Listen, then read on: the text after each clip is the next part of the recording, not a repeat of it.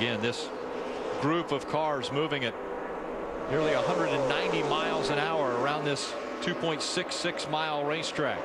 You see the back of this pack now. You see the 22 and the 77 making some ground. You see the 43 and the 31. They're not really tucked right up in together. That's going to allow these other two cars to gain some ground. Right now, Dakota Armstrong within about 3 or 4 car lengths of the back of that lead pack. Inside 10 to go, Ken. They've got to get bumper to push. Now these 3 cars are capable of making some gains, but they've got to stay hooked up the whole time. Look at the outside. The 31 of Tim George Jr. 9 laps of racing remain at Talladega. You don't think their spotters are telling them to stay hooked up, do you? Are they screaming to tell them? They're screaming. Do not leave the back of that 31 car, the car in front of you, to Dakota Armstrong, to Tom Hessert. Do not leave the back of that 22 car. Stay right with him. Let's see if momentum will carry them forward. Tim George Jr. was door to door with the 43 of Kyle Martell when they went into turn 3 and 4, and he came out the same way. So not doing any side drifting. He's staying way too far away. Through the tri-oval, Tim George Jr. and Dakota Armstrong, the only 2 off the double yellow line in this front pack. Now Tom Hessert has jumped to the bottom behind the 43 of Kyle Martell.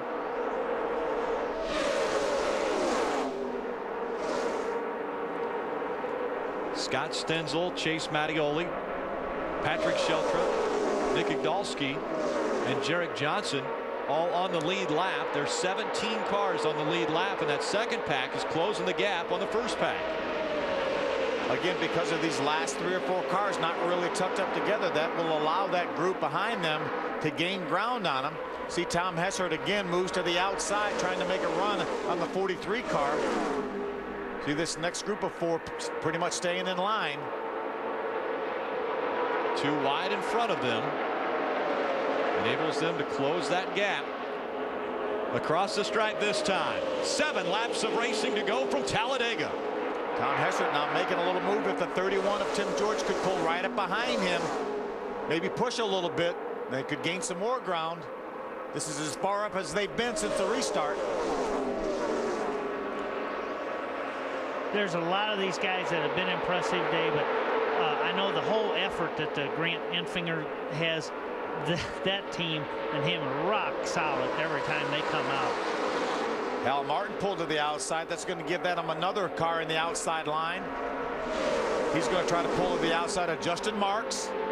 Trying to side draft off that 32 as he goes through the turn now through the tri-oval. See Patrick Shelter at the very back of that outside line with all that damage. Now here goes the 77 of Tom Hessert to the outside. He drives by Hal Martin. Hal Martin's going to get hung out in that middle line.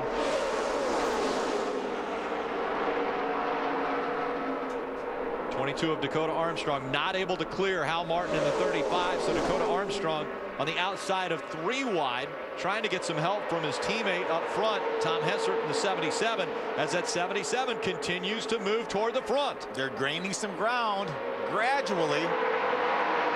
Hal Martin dropping back to 60 of Patrick Shelter coming into the picture, as well as that 42 of Scott Stenzel.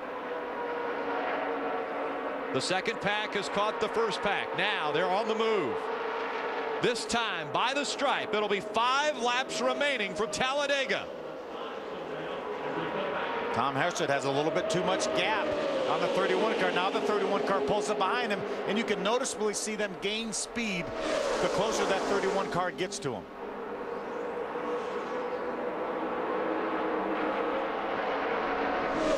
Brad Enfinger, Steve Arpin, Craig Gose, Joey Coulter, Frank Kimmel. They are your top 5. Now battling on the outside. Here comes the 77 of Tom Hessert. Brandon McReynolds in that lead draft in the 6. Brandon, you see his 23rd position, several laps down right now. I wouldn't be there right now if I was him. I'd be back a ways in case something happens. My car wouldn't get tore up for no reason. One of his hood pins has come loose. You can see the hood flapping a little bit. You talked about the turbulence that's out there on this racetrack. I'm like you. I think it's great to get that experience, but right now he knows business is going to pick up here, and want to bring that car home in one piece. Final 4 laps of racing. Tom Hessert trying to make the move on Joey Coulter. This is a battle for the 5th position. Takes it away, and Hessert moves to the 4th spot now. It's finally coming. Tom Hessert pulls to the outside of Steve Arpin in a battle for 2nd. The outside line is moving. Here comes Hessert battling for the lead. Steve Arpin tries to get to the back bumper of the 09 of Grant Enfinger. The outside line is moving. Tim George Jr. behind the 77. When they go through the tri-oval, it'll be 3 laps to go. Enfinger moves back out front. Enfinger leads this lap. Look at the speed they pick up when Steve Arpin got to the back bumper of that 09 car of Enfinger.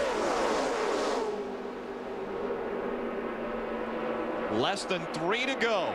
The outside line was challenging for the lead, and now they've dropped back to 3rd.